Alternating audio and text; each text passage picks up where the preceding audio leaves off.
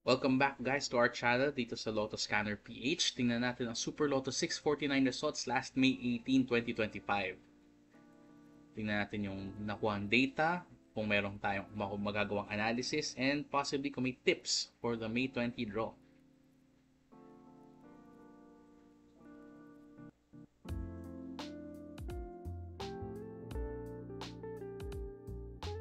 So ang Super Lotto 649 natin, na draw date is last May 18. And yung jackpot price is 24,342,614 pesos.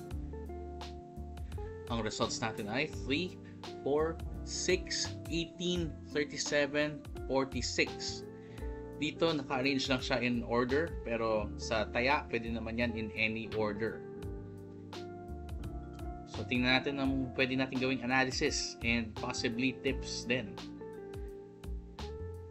So ito ang current draw natin. Makikita dito sa data dito kung ilang beses siya nagpakita, ano frequency, and ano yung ball rank niya. And yung ball rank dyan makikita sa ating hot and cold number na chart.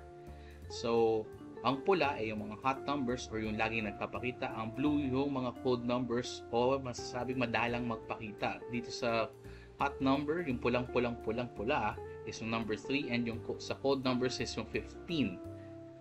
So makita nyo dyan, no? 138 times na nagpakita yung number 3, samantalang number 15 nasa 256 times pa lang. Pero dito sa 649, ano nga ba ang average appearances ba dapat ng mga bola? So 301 times. So layo ng sinobra ng top occurring ball, and ang layo din ng kinulang ng bottom occurring ball. Pero makita, no, mas malayo-layo ang kailangang habulin ng number 15 para makaabot sa average. So dito sa ating current draw, sino ba ang mga nandyan sa listahan na yan? Meron tayong dalawa, 2 out of 6 numbers, winning numbers, nasa cold numbers. So talaga magandang pagbasihan talaga tong data na to. Kasi madalas may lumalabas dito, parang bihira nga na hindi lumabas sa chart na to ang mga bola sa winning combination. So ito may dalawa, which is number 6 and number 18 na nasa bottom 46 and 47. Nasa dulo na nga sila. So mukhang tinatry na nilang humabol sa average. Pero tingnan din natin, baka nga naman may may hot balls din dito, hot numbers. So meron din actually yung number 3 at number 46. Yung number 3, kahit na siya yung rank 1 na most occurring, labas pa rin siya ng labas. Tapos yung 46 naman, nasa dulo naman siya. So medyo okay lang yan. Pero makikita dito na hindi porket hot numbers, titigil na lang sa labas at lumabas, no? Labas pa rin sila ng labas. Kaya nga sila hot numbers to begin with. Pero baka nga in the future draws, bumagal-bagal to. Tapos humabol naman yung mga cold numbers. So, ano pa ba ang pwede natin pagbasihan sa pagtaya maliban sa hot numbers at cold numbers? Meron din tayong low-high distribution. Ang low-high distribution, ibig sabihin nito, ang 49 numbers, kalahati na mababa is nasa low, at yung kalahati naman na nasa taas, nasa high. So, makikita natin dito sa ating current draw, may 4 na low numbers at 2 high numbers. I-compare natin siya sa previous draws. So, ito sa previous 10 draws, mukhang lang naman palipat-lipat lang yan sa high or sa low, sa high, low, high, low. So, pag pinagbasihan nyo dito, makikita nyo na simula noong January, February, March, April 27, high, majority high ang lumabas. Tapos lumipat, naging super majority low, tapos balik ulit sa high. Na sunod-sunod na 4 na draws na majority high. Tapos nagbalanse, tapos lumipat ulit sa low na naging super majority low, and yung current draw natin is majority low. Ano kaya ibig sabihin yan? Tingin nyo, saan pupunta naman yung distribution? Baka magbalanse na ulit. Or katulad ng trend dun sa past 10 draws natin, biglang lumipat sa majority high ulit. Tapos magtuloy-tuloy. So, makikita niyo dyan, no, sa red line na yan, na lumipat-lipat lang naman. So, pwede nyo gamitin yan, pagbasihan doon sa inyong itataya sa susunod. And maliban pa dyan, sa hot, cold, high, low, meron din tayong odd, even. Ay, mali yung coloration ng even, odd, even natin sa taas.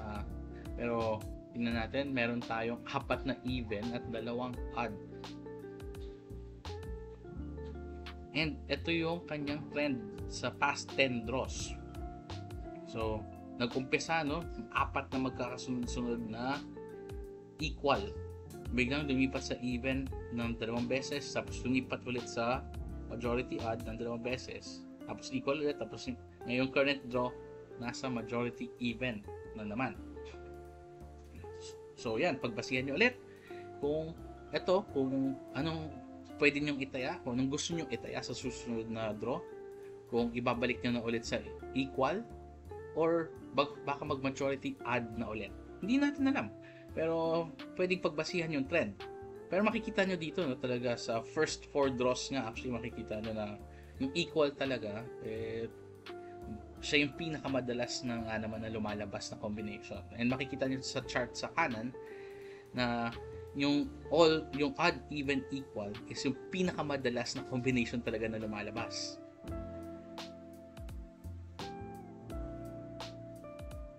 Pero ayan, pagbasihan nyo na lang yan. Tingnan natin kung ano yung lumabas sa draw bukas.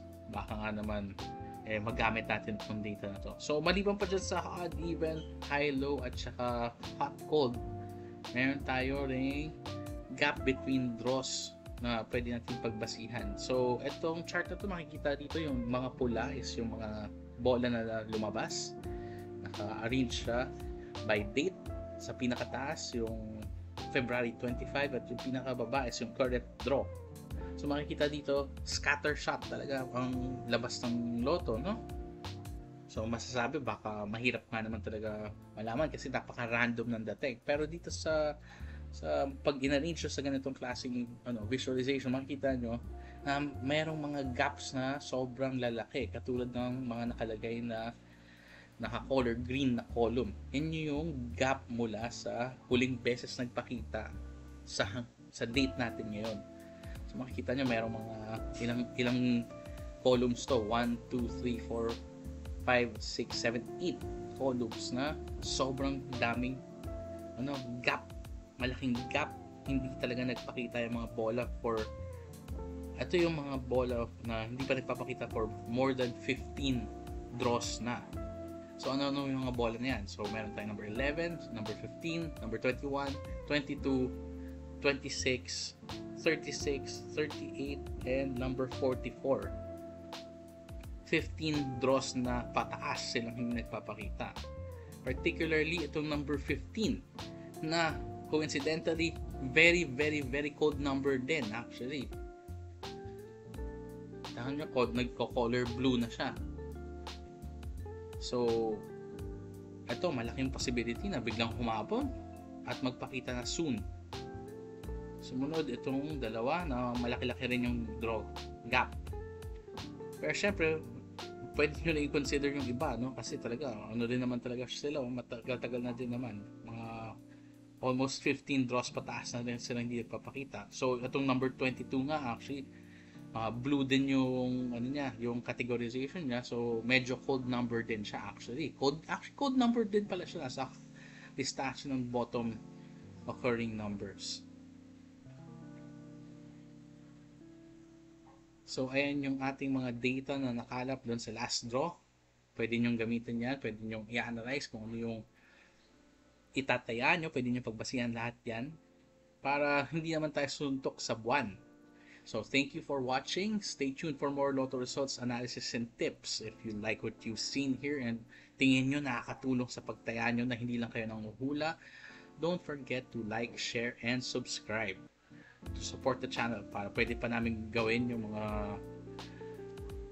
para sa iba pang draws, and para kung lumaki-laki yung mga jackpot prices, gawa tayo ng ganitong analysis para baka sakaling tayo yung manalo, kayo yung manalo. So again, click like, share, and subscribe. Thank you very much.